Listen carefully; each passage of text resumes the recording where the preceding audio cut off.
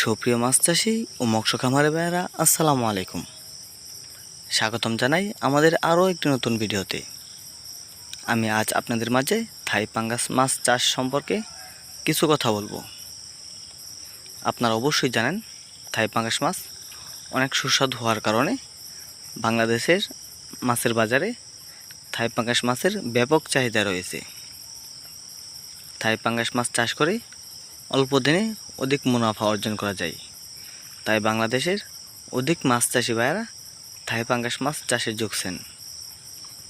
আপনারা যারা বাণিজ্যিকভাবে থাই পাঙ্গাস মাছ চাষ করবেন তারা প্রতি শতাংশে 100 থেকে 150 পিস থাই পাঙ্গাস মাছের পোনা চাষ করতে পারবেন।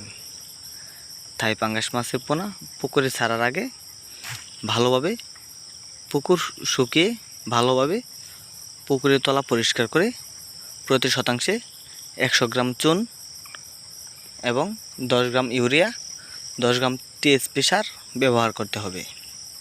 তারপর পুকুরে পানি দিয়ে 2 থেকে 3 দিন পর থাই পাঙ্গাস মাছ পুকুরে ছাড়তে হবে।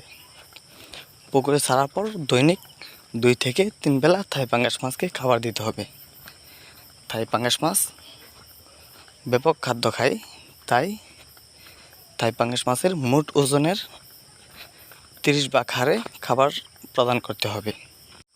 আপনারা যারা থাই পাঙ্গাস মাছ চাষ করতে চান এবং থাই পাঙ্গাস মাছ চাষ সম্পর্কে আরও তথ্য জানতে চান তারা আমাদের ভিডিওর স্ক্রিনে দেখানো নম্বরে যোগাযোগ করুন। আপনারা যারা থাই পাঙ্গাস মাছের পোনা ক্রয় করতে চান তারাও আমাদের ভিডিওর স্ক্রিনে দেখানো নম্বরে যোগাযোগ করুন। মনে রাখবেন, আমরা সারা বাংলাদেশে থাই পাঙ্গাস মাছের পোনা হোম ডেলিভারি দিয়ে থাকি। আমাদের কাছে বিভিন্ন সাইজের থাই পাঙ্গাস মাছের পোনা পাবেন। সম্পূর্ণ ভিডিওটি দেখার জন্য ধন্যবাদ।